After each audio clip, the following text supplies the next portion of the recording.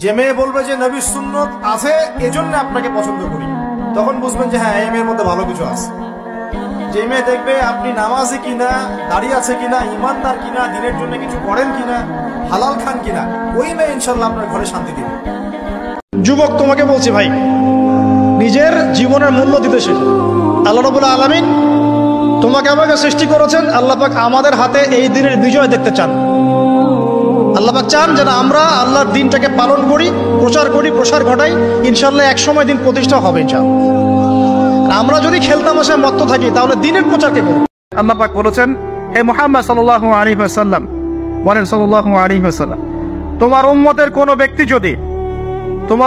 কোনো ব্যক্তি যদি আসমান জমিনের সমান গোনা নিয়ে আমার সামনে দাঁড়ায়, আসমান জমিন সমান গোনা নিয়ে আমার সামনে দাঁড়ায়, কিন্তু আমার সাথে শিরকের পাপ নাই, আমার সাথে কোনো শিরকের পাপ করে নাই, ইনশাআল্লাহ আমি আল্লাহ তার সামনে আসমান জমিন সমান ক্ষমা নিয়ে হাজির হব ইনশাআল্লাহ।